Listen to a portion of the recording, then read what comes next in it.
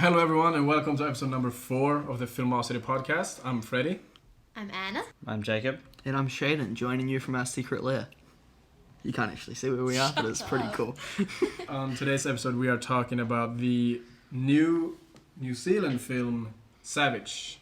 Just came out today as we're recording. Publicly. Yeah. We just pretty much just came from the opening night. And it's about a man named Danny and his life growing up in the New Zealand gang. Well, leading him up to the point. Yeah. So it's set during the 60s, 70s and 80s. So we get to see 3 different poignant points in his life as he grows up. And what an emotional raw roller coaster it is. Raw roller coaster. Kind of feel bad for him. Well, you should. That's kind of the whole point. Well, there we go. I succeeded, didn't I? Well done. Well, should we start off with... Yeah, so let's start off with some spoiler-free thoughts on the film. The film was really well executed. It's been basically Sam Kelly. It's only his second film and his first feature film. He's been working on the script for around 10 years, I believe, from what I've been told. Which, I mean, is insane. That's a lot of time. It's a lot of time. Ages, 10 years. Yeah. Jeepers. Yeah, so it's he's put a lot of effort into it and he really cares about the topic. If you haven't seen Sam Kelly's first film, it was a 12-minute short film called Lambs. It was released in 2012 or 13, I believe. It's on YouTube, eh? Yeah. It's on YouTube if you want to check it out. It's really emotional and really strong, and I think a lot of that carries over into this film. It's obviously Sam's intention to bring really abnormal, interesting stories that come from places you wouldn't expect. So, yeah, this film, I would like to say it surprised me, but I had extremely high expectations leading into this after seeing a lot of 5 and 10 star reviews. So, yeah, I was expecting it to be good, and it definitely Lived up to it. Lives up to the hype, so that's really good. I really liked today. Good review. Valuable insight. Yeah, man, this was a really good film. I was on the edge of my seat a lot of the time. Anna can vouch for that. Yes. She had to pull me back. Like 'cause physically. Yeah. I was literally holding him back like the whole film. Yeah, I saw that you, Anna, were doing the same thing. She shut your mouth. There were definitely a few scenes where I would gasp and I just held my hands over my mouth, just staring at the screen waiting for something to happen, because it really catches you and brings you in until someone walks across the screen without ducking, but that's okay. There are so many aspects of this film that were just really good. The soundtrack was really good. The casting was spot on. Every character being portrayed at their different ages was just... they all looked so similar. There was no moment where I was like, oh, who's this guy meant to be? I was like, oh, okay, that's the younger, older version of this guy, blah, blah, blah. Cinematography was great. Nice, crisp-looking footage. Nice, tight shots. Lots of depth of field is what I love. And Film grain. Yes, and I noticed from the start there was film grain over the top of it to give it that vintage kind of look, which was really cool. Just that added that little bit of a touch to make it feel old. Well, overall, I really liked it. That being, though, this is no New Mutants. That it is not. No, this is... I was really surprised because even though I thought that the movie looked very good, and I was, really interested in seeing it, and I think this probably affected you guys more than me, since I'm the only one here who's not from New Zealand, so I have no experience, and I don't literally know nothing about New Zealand. I understand you had some trouble understanding some of the dialogue. Yeah. And I had literally nothing about New Zealand gang culture, so I thought it was a fascinating insight just because it feels so authentic. Yeah. I guess they pulled off very well. Yeah, it feels like a real deep dive, raw look into New Zealand gang culture. I thought it was fascinating. Yeah, and I thought performances were really good. Yeah. I mean, even for me, it was an eye-opener for me, because you always see gang people walking around, you always hear of stories about them, but to get a proper insight into what actually happens, a realistic insight as to how it looked, it's quite scary, honestly. Yeah. The kind of shit that they've been through, the kind of shit that they have to do and live with. There's a lot of pressure on you. So it's obviously just come out. There's not a lot of stuff online about, there's not any kind of box office. There's not what gear they use to shoot it on, that sort of stuff. The budget also was New 4 Zealand. mil. So that's something I know for sure. The budget was 4 million. Fun fact, John Tui is a Gemini. Shout out to him. He was Bolg in The Hobbit. That's who he was. I love him. I love The Hobbit. Did you know this guy's Australian? Yeah. Does this mean that we get to claim him as ours, just like they have taken Russell Crowe? They've taken Russell. Yeah, I He mean, did a good job with the accent though, Oh, no, didn't yeah. he? at no point did I know that until I looked online and was like, oh no, Australian. No offense.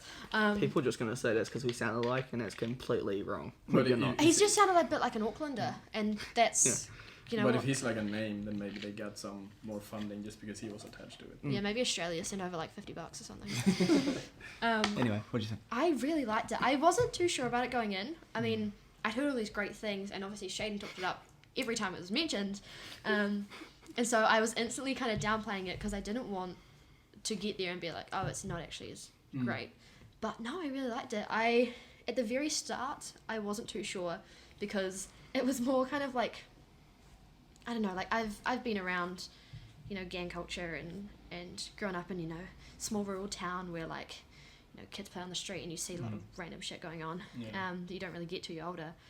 And so it was a bit kind of hard hitting at the start, and I was a bit kind of like, oh, I don't know if I like feel it's comfortable seeing all of this. But as we kind of got more into it, especially past like the scenes in the boys' home and stuff, I was like, actually no, I think I'm like starting to relax. And the moment I do, some other shit happens. I'm like, Jesus Christ. Shout out to the Welsh pub. I love you guys so much. I recognise the pub instantly, even if the outdoor area of this pub was not actually the outside of the pub they used. Wait, what scene was it? It's When the bar he meets scene his brother when he in the finds bar. his Is brother. all of that inside? It's that shot in the Welsh pub, Oh. which is my local. It's where the outside is like down one of those alleyways. Like down just- off Courtney Place. Yeah. Yeah. You know, the one with the Up by the Opera House and stuff. Yeah, that one. Yeah. I definitely felt there were themes that kind of all the generations would get. Like, I feel like older Kiwis could watch it and be like, oh, this happened to us growing up sort of thing. And like us now, I can watch it and be like, oh, people still, you know, sit in your uncle's car until he comes out of the pub sort of thing. You know, there's lots of elements that I guess get you to feel what they want you to as a Kiwi, even if you've not been around gang culture and involved in all that stuff. Yeah. What did like seeing it kind of, you know, from a not being born and raised in New Zealand view? What were your thoughts on the way it was shot and what the stories? I thought like it looks gorgeous. Yeah. The cinematography is really James really L. nice. Brown. Those wide shots are so good. And I mean like New wait till you Zealand, hear like Mason. the New Zealand backdrop is gorgeous anyways. I don't think you can shoot it badly, but yeah, the movie looks amazing. I really like that they use a lot of close-ups in this film. I noticed, and there's a lot of scenes where this is where I think that Sam Kelly is probably one of his strongest suits as a writer-director, is that he trusts his actors to act with their eyes and with silence rather than have dialogue all the time. There's a lot of quiet moments when people are just looking at each other, or you just like look into a character's face, and I thought that was so well done. That was something and that then all carried- they say is "fuck you." that was something that carried over really well with all three of the Yeah, actors. with his too. first. It was obviously like a big character trait that that he wanted them to all have. Yeah. Yeah. And they all did it in a really similar way, which was so good. And it felt like really carried over well. Yeah. Because I feel like that's a thing that a lot of like first time directors will like not trust either their scripts or their actors or the audience enough to just sort of like stay in the moment, that they will like either cut really frenetically or they will like put in a like dialogue to explain or over explain everything, and this didn't do that, and I really like that. I definitely get what you're saying, like with that they act with their eyes, because there is a lot of times where you're kind of just watching them like waiting for something to happen. And there was a scene where older Danny is sitting on the bed and it's coming closer and closer, and I was like, are they going to do like a match frame here? What are they doing? And they just sat it there and let him kind of just let that scene just sink into him. And I thought that was much more powerful than like cutting to some other scene. I thought it was good to kind of sit and really feel the scene, and a lot of it sunk in a lot more due to the fact that the actors would just kind of almost not do nothing, but just show it and emote it well enough that you didn't need to rely on dialogue, you didn't need to rely on the way it was shot. It was enough to just watch raw. them. It just makes it feel more realistic. They're not making the story go with the dialogue and all these big lines that just end up making it corny and shit like that. You can just be in the moment with them in silence and staring, and What's the name of the old Danny? Jake Ryan? Jake Ryan. Yeah. He has like incredible eyes. Oh, Like, yeah. his eye Yeah. acting is on another level. They say a He's lot. scary. Yeah, yeah. You He could has see- wide eyes. Actually. Yeah. It's Yeah. it's And some it's drugs. interesting because he looked in charge, scared, angry, and sad all at the same time. Yeah, Yeah. I know. And it's yeah, amazing. that's There was like the odd scene where he'd like just threatened to like fuck someone up, and you're like, oh shit, Yeah. this guy means business. And he turns away, and you're like, oh, I feel so sorry for him. Yeah. And he definitely emotes that a lot, especially in that final scene.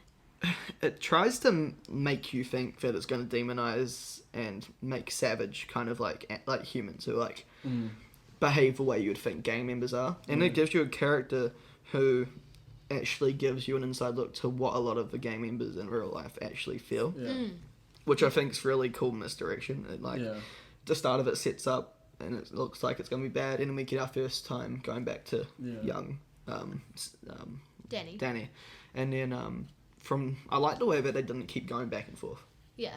Yeah. As soon as they got to one character, it was him for like 20 to 30 minutes, and then we went up to the next one, Yeah. and then we finished it for the rest Where of we it started, where we yeah. started, Yeah. which I feel thought like was really, really good, because I would have hated to see it keep going back and forth. Yeah, I Yeah. agree with that. At the start, I was quite intimidated and scared by Danny, naturally, as you're meant to be, I guess, because he's this big gang member. He's the leader of this. Well, he's a sergeant, enforcer kind of thing. Yeah. He's a leader. He's a leader. He's the sergeant of this big gang. He's intimidating. That young girl that he tries to get with, obviously tries to make him open up a lot more. He tries, but he doesn't. Yeah. He's still quite scary. And after we see him as a youngster and as a teenager, when we come back to him in the present, you can really, You you know, understand. you'll know a lot more about him, and you see a lot more of the other side of him, the inside, his emotion and the fear. Yeah. You go from knowing this guy is a big scary man to this guy is really scared and stuff, and it's quite cool.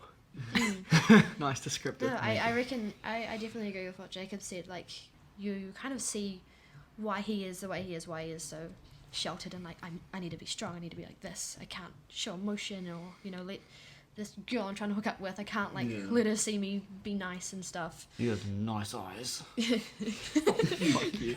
Fuck you. But yeah, I think that was really strong, and especially when we do jump back to older him, you can see that he is still vulnerable at times, and it takes a lot out on him, and especially closer to the end, with his brother, he's kind of shown this life he kind of could have had, and it's almost like you can see him wondering like, is it too late to try and get out of this?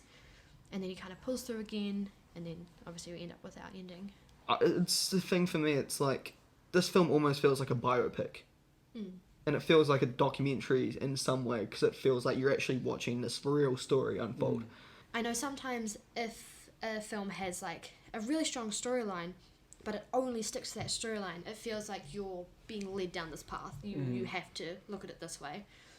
But like scenes with him and his brother, just like teaching him how to ride a motorbike and stuff, like who's not really done like stuff like that, being cousins teaching you how to drive a car sort of thing.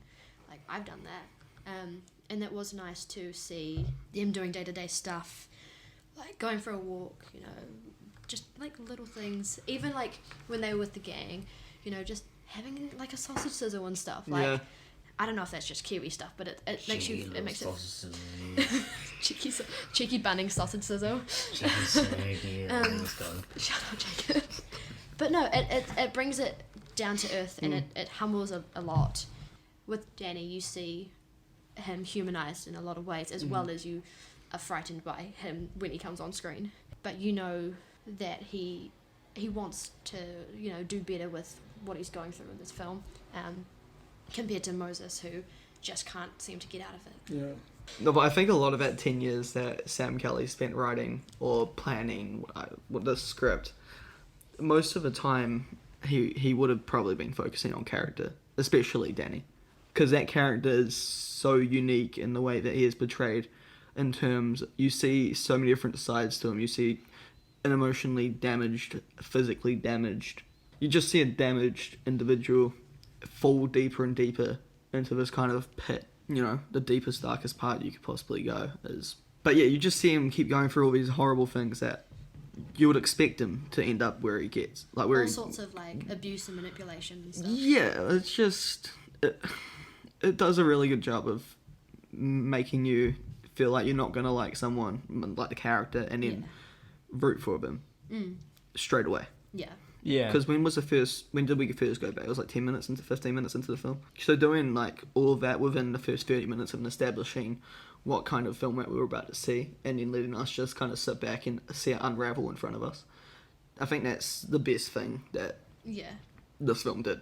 I think the majority of the context and the majority of you explaining happened at the start, but it was still show not tell. They didn't tell you anything. They showed you it, but they showed you it really compressed and heavy, and then they led you into the next part. And then as soon as we got to his teenage years onwards, I feel like it was just left to just sit back and watch it unfold rather than anything else. And I feel like that was the best part, because it felt like an actual journey.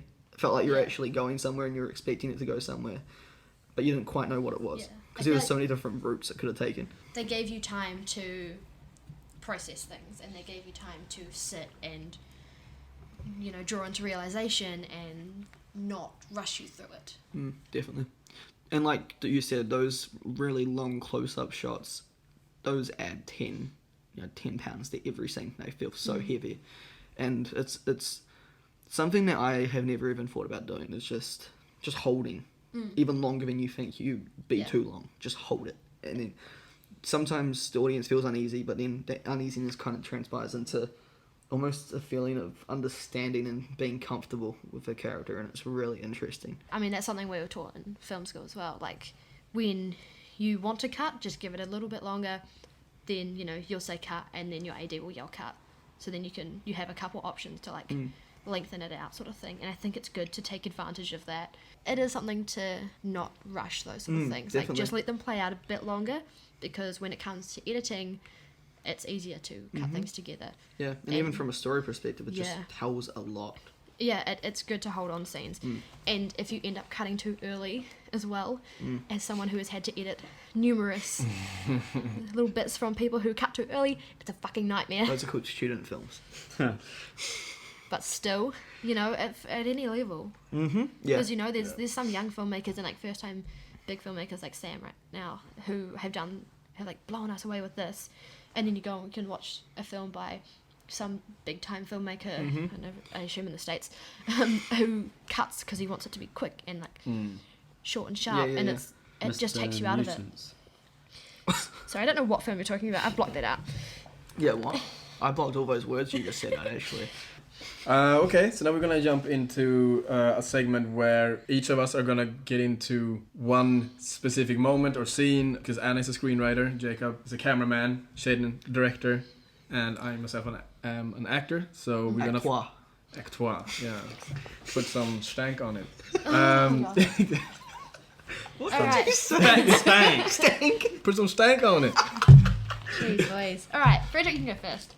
Okay, yeah, so we've already talked a little bit about the acting, and mainly we're talking about Jake Ryan, is that his name? Yeah. Yeah, but also the other two people also played Danny. I don't remember what the name of the youngest. Ollie. I thought he was really, really good. It's rare that you get a child actor that is so, same as with the older actor, so confident acting without words. And I honestly, I thought that the beginning or the part in the 60s when we saw the kid was one of the better parts of the film, because like when him and Moses are like, yeah, let's stick together, I was like, I want to like see more of this. Like, what do you do right after this? How do you get out, or when do you get out from this penitentiary you're in? I really enjoyed that, and I thought he did a really good job. And there's some super disturbing stuff in there that made the whole like audience groan loudly. And to look away. Yeah, and he absolutely sold it. And then James Matamua, who plays Danny in his teenage years, I think they cast him for like his eyes, because he has like a really interesting face, and he's really like you buy it, like everything from like you buy why he makes the decisions that he makes, and then when he does a turn, you buy that as well. Like I thought he sold. He sold everything. And also the older Moses. I thought that the acting, like you guys have said, all around, is very, very strong. It's really good. One thing though, and this is probably just because I'm not from here, I had a little bit of an issue understanding some of the gang members when they spoke. Is like, and because I've worked in sort of like customer service here, so I've met like a lot of Kiwis, and some of you guys, like, when you talk, like, you talk from the back of the throat and you don't open your mouth. You should talk like this. And Well, not true, but what are you talking about, bro? What are you I talking know. about? And I'm Yeah, like, I feel like we do, and then we just don't open our mouths, and that's why we just kind of. and I'm just like, what did you say? But You need Can we turn subtitles. subtitles bro. on? yeah, I needed subtitles for a few of the scenes. I had no trouble understanding. Did you understand when they that. said cunt and fuck? Oh yeah, That's mainly the dialogue. all, yeah. Fuck you. That's all you have to remember. Fuck you.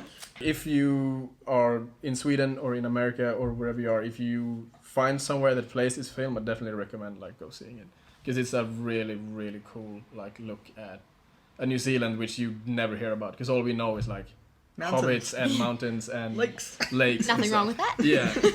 Sunshine, lollipops. Shut. Okay. Okay, Jacob, do you want to talk about the cinematography? Or? Yeah. Was it a specific scene or anything that like stood out to you? Just overall in general, the film looked really good. Lots of close-ups, lots of nice tight shots, really filling the frame.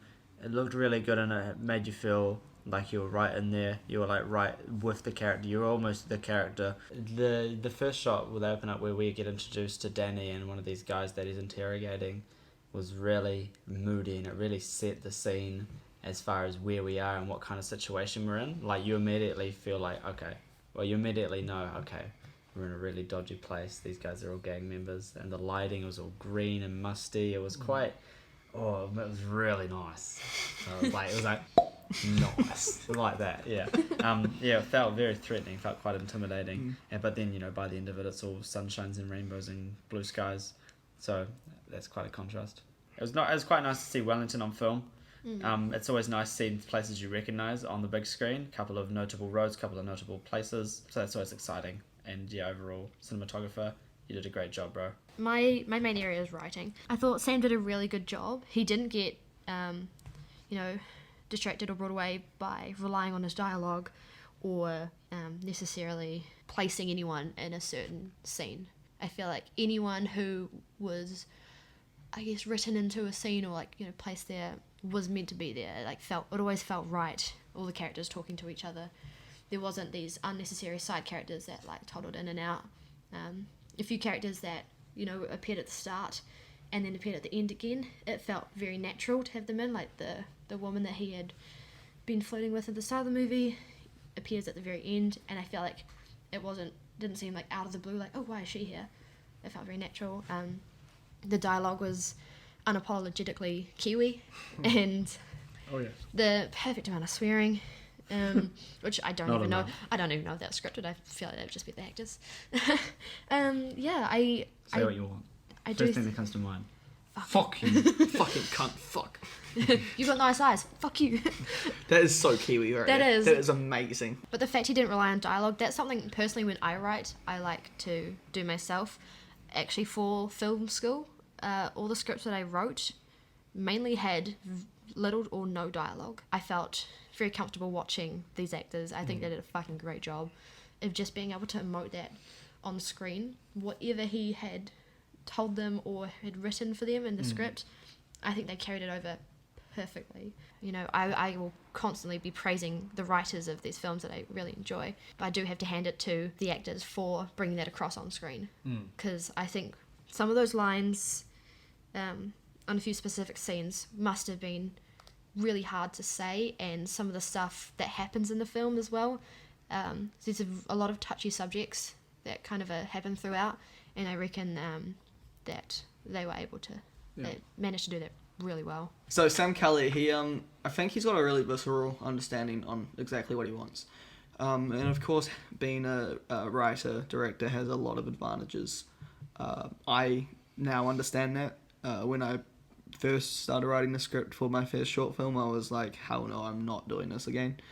But then after really thinking about the idea of not writing as well as directing, I don't think I'd be as interested, just because when you write something, you almost get this really deep emotional connection to it, and if you just direct it, you can still get that if you really connect with the script, but it's a lot harder to get that.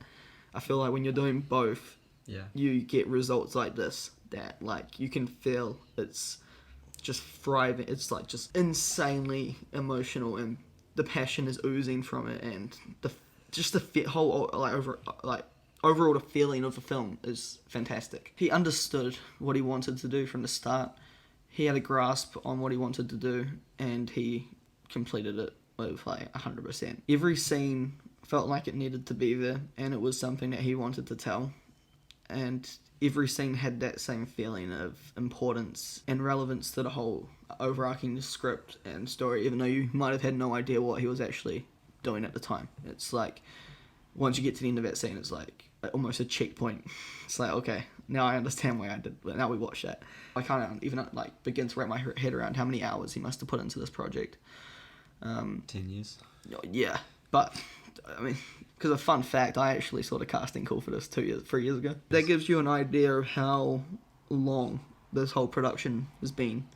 James got casted. James Matamua, Teenage Danny, got cast 2 years ago today. Overall, he just had a really thorough understanding on what he wanted to make. He just has a really good understanding of when, how, where, why he does things. He had a lot of different characters to play around with as well. I don't think any of them got lost in the story. Well, everyone stood out as well. Like you met them, you understood what they did or who they were. I think he also drops a lot of hints throughout, showing you what's going to happen. Did you guys notice the boat in the background just before the last scene? Yeah. No. So he sold the car, and there was a boat parked outside. Yeah. Alright, so do we want to get into spoilers? Just talk about Yes. like some of our favorite scenes. There was one scene in particular that stood out to me, both as far as cinematography and soundtrack goes. When James has just taken his brother's gang to ambush the savages, he then turns on his brother's gang and decides to join back up with the savages. He's just beat his brother to the ground, almost dead, with a wooden plank. He's just been hit over the head with an iron bar. He's bleeding from the head, blood's all in his hair, it's streaming down the side of his face. He walks back over to Moses and the savages. The music starts to ramp up. It's a spinning shot, around one take, spinning around in 360 motion. Did I say James the whole time? Yep. Danny. Yeah, the camera rotates around, and as Moses comes into frame with Danny's savage patch, the music just ramps up and gets really intense. The camera continues to spin around as he puts it on. The blood's dripping from his face. It was such a nice looking shot. I was like gripping my seat, just like, oh, that was a good shot. That was great. I loved it so much, and that was a real big highlight for me. That was so good. Who's next? Again, shout out to the Welsh pub. That was my local there. All my friends work there, and I love it there. Well, I didn't like that they were breaking chairs in there. Disrespectful. But you know, I could see the sign for like the bathroom, like the ladies' sign. I was like, I know like where the photos on the walls that they've had to take off and stuff. And I was like, I know that there's no light. One of them goes into the bathroom at one point, and there's no light in the bathroom because I'm like, you can see graffiti on the wall in there, and it might be me. But I can neither confirm nor deny. You left your mark. I gotta actually say one of my favourite frames. It holds for actually like maybe like 10 seconds I think, and it's when we have young Danny, Ollie Presling I think his last name is, and he's just sitting in that solitary room by himself. Yeah. And it's all very dark, and you can just see a bit of light coming through on the wall behind him, and just a bit on his face. Yeah, it's very nice. And he's just in a singlet and just sitting on this like cold concrete, like I don't know even know if it's a bed or anything, but it's that was like just a concrete block. Yeah, it's literally the concrete block. And that was just such a nice scene, and I just stared at that for a second and turned to Jake and was like, this is so pretty. Oh my god. My favourite scene is also probably one of the most controversial, and also one of the biggest changing point in the film for me. It was the young Danny scene when he got sexually assaulted.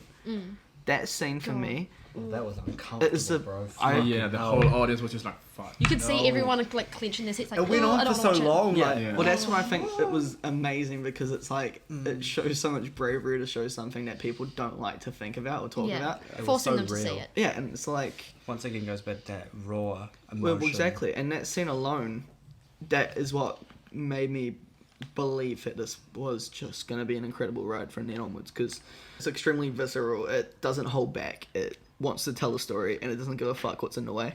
And that is one of my favourite stories. And it was at that moment where it was all happening, I was like, nah, surely not. They're not going to do this. Yeah. And then they just keep going until it happened. I was like, oh my god. And then the scene that happens after that is one of my favourite scenes as well, when Moses and Danny top and tail. And then It was really cute. yeah, Yeah. that's one because it shows how friendship. it shows that Danny was so torn apart and confused, and then they had Moses who was like this rock for him, and that's why the whole film has so much weight because it's like Danny knows he wants to leave. He does at one Yeah. point, but he knows he needs or wants to leave because it's not what he wants or needs to have in his life. Yeah. And then you always have points where it's like you want him to leave, but you don't want him to leave because of Moses. unity, that Yeah. whole unity they both had. I feel like he thinks that Moses is this rock and like he needs him to be stable and doesn't realize that it's not good for him. Well, the thing is, like, it's a cool little metaphor because when I was thinking about it, I was thinking, well, he's a rock because he's solid and he's like something that he can grab onto. But he's like a rock in water. He's dragging him down. Oh. Yeah. Ooh. And that's Yeah. something that I was thinking when I was watching it. I was like, that is a really cool way to show someone who someone wants to Yeah. go towards, like, and, you know. I think a pivotal point of him finally being able to walk away from Moses, even though it was you could tell it was so hard for him to do. He'd grown up with him. He was like his brother. Was kind of accepting. I think it might have been after his brother showed him that he had a niece, and like, you know, your family is still here, just so you know, sort of thing. And it kind of felt like watching him, he was sort of realizing maybe it's too late for this. But then with Red, who I thought was definitely like a son figure. Well, he lived with them. Yeah, Yeah. he was like that's. He was like a son to him, yeah. and realizing he doesn't want him to turn out like him. He needs to protect him. Yeah. And if he's going to, he knows that he needs to leave this life that he's got at the moment. I have 3 scenes that I cannot choose between, so I'm just gonna go through them Go. really quickly. See, Jacob took one of mine off. First, I don't really know why, but I love the scene when all the kids were laying on the ground, I was going staring to at the ask, ceiling. why were they doing that? Well, I it's 'cause- don't really I know. think it's because maybe whoever was in charge of just the headmaster or whatever, Yeah. when They're playing music. he was in his office maybe playing music, and it's the only Yeah. time that they heard music. Yeah. Yeah. And I like that because the light in that scene was like really blue, and for I some reason loved I just felt like I just got this image of like, oh, it's like they're drowning together or something like that. Like it was like really, I love Wow. that stuff. Yeah. It almost made me tear up a little bit. And then I loved the funeral, just because of like the two, Oh, yeah. the contrasting of it when you saw like the gang funeral and then like the real family funeral. The crying versus the fuck you. Yeah. Yeah. Well, they're trying to blame each other. They're trying to That's say it was Yeah. you one of and my shit. favorite Yeah. locations because like I've shot there and it's the most gorgeous place. Like good in sunset, good to Yeah. shoot during the day. And then the last scene I really liked was when he goes to kill Tug and he's standing in his house and then you see him as a child and then he comes Yes. in and Yeah, yeah, yeah. hits him with the hammer. I got fright from Well, that. that kind of like goes Yeah, back. So it's spooky. like his brother compared him to his dad. Yeah. So yeah. that's like, you know, he's seeing He's himself imagining as his younger his dad. self. Yeah. Yeah. And I mean, you know, like if you were him, you've built up this character of like I'm big, I'm scary. You know, I have to Yeah. be strong and you know look after the gang and all Yeah. this, and then see your younger self innocent, Yeah. broken. If you come fucking at him with who you are now, he's gonna be frightened of you. Yeah. And I think that's something that led to him being like, "Fuck, I really don't want to be this person." So do we all want to give our grades? So give our final thoughts of the film. Any positive, negatives? I'm gonna give it a 9. This is my favorite film I've seen in at least 5 years. Damn. Yeah. Yeah. I think the experience itself is worth checking out, even if you don't really know much about New Zealand culture or maybe if you even don't want to know about this type of New Zealand culture, it's worth checking out. It's worth understanding what lies beneath. It's a really visceral, emotional, raw, strong story. All the characters are fantastic.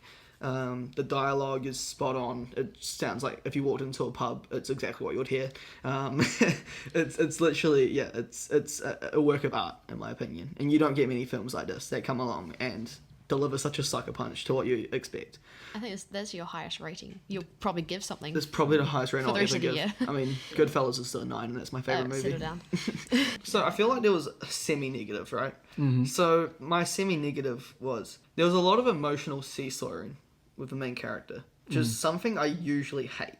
It's like in points in the movie when he's just an adult, which I'm focusing on, you see him go from closer breaking down to strong as fuck, closer breaking down to strong as fuck. I understand that that's part of his character, which was important, but it's something I don't usually like to see, but I like how they did it. So that's why it's a semi-negative, because I don't usually like it, but this time I didn't mind it because they did it well. I really enjoyed the film. I think it was a great look into New Zealand's culture. Cinematography was great. Soundtrack was booming, and yeah, the cast just did an excellent job, honestly. It felt quite short. It went by really quickly. It was 100 minutes. Yeah, I think I'm gonna give it an 8, honestly. I really liked it. I feel like the ending ended quite quickly. The last shot with the car driving off felt weird. I feel like it could have ended a bit differently, but that's not to pull away from everything else that just happened, that we just saw. Great. Yeah, great. 8 out of 10. Did you give it a 9 something? 9 out of 10. Oh, fuck. 9 cunts out of 10. I'm gonna give it 8 limousines out of 10. Nice. It's 4-door limousine. Yeah. I definitely loved it. I think the casting was incredible, especially for Liam. I thought it was really cool to see that not necessarily focused on, but reiterated throughout all of his ages throughout that film. I figured out a negative, sorry. Oh, maybe you're going to say it. I think me and Jacob had the same negative, and that is teenage Liam's wig. It wasn't good. Yeah. I mean, a lot Oh of my them, God. I can only assume, had grown out their hair. I know some of them were... You know what's actually really insane? James wore a wig as well. Yeah. But it looked It so good. It looked so Really? good. Yeah. We were We were wondering, wondering did if he it grow was his hair out? actual hair. I think that was kind of one of the only things that brought me out of the film, was being like, oh, that's not very good. And, you know, to be fair, hairstyles back in the day weren't that great. Like the way that costume and art department and stuff made everything look, not only the sets, but characters and costuming, I thought that was done really well. One other negative, I'm so sorry whoever the gaffer is, but the scene where him and Liam are in the car having the heart-to-heart before he punches a window in his car, the light coming through the backlight of that car looked really nice. It's a little bit off-putting, and I noticed that when the camera would change a bit, that light would dim and then become brighter, and that was something that threw me off. That sucks. But I know how difficult it can be to maintain that light without it affecting, you know, getting a camera shine or anything like that. And you can't just put a polyboard over everything. But the rest of it, I think, I really like the colour grading and the way it was lit. Yeah, I'm going to give it an 8 motorcycle lessons out of 10. All right, Fredrick. Okay, I guess I'm gonna be the contrarian here. Okay, Shaden.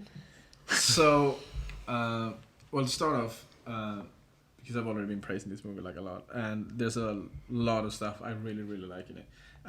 At the end of the film, this movie left me kind of sad, because at the end of the day, like, the film is about a little boy who just wants his mom, and that made me really sad. Like, this film is like, it could have been retitled Unchecked Toxic Masculinity, because that's literally what it is. Like, it is like really on display, like how bad it can get when people are not allowed to express themselves. Yeah.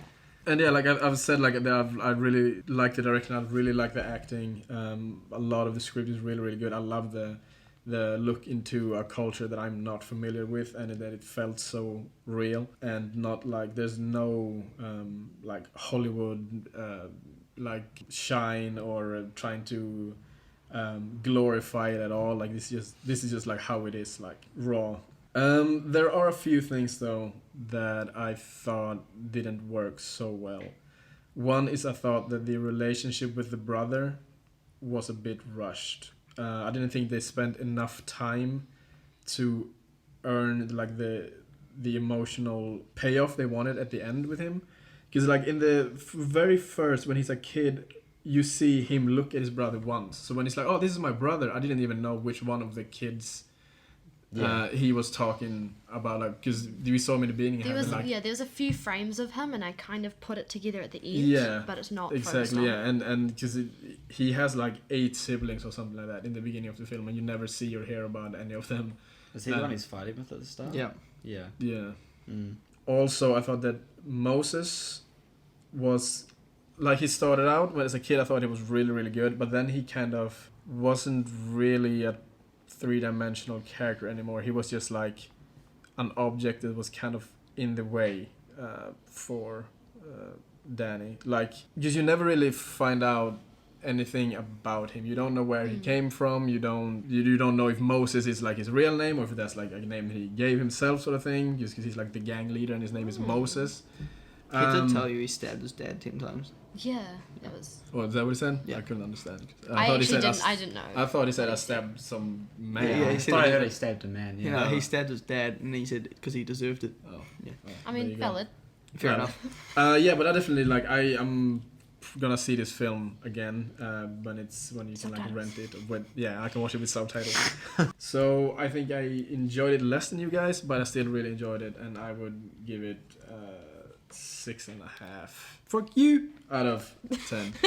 Yeah, that's it for the 4th episode of the Filmocity podcast. Thank you all very, very much for listening. If you have any films that you'd like us to look at in future episodes, old ones, new ones, send us a message on Instagram or chuck a comment on the YouTube video. You can follow us on Instagram at Filmocity Podcast and on Twitter at Filmocity Pod, as well as just search for us on YouTube and Apple Podcasts. Anywhere you can find podcasts, we'll be there.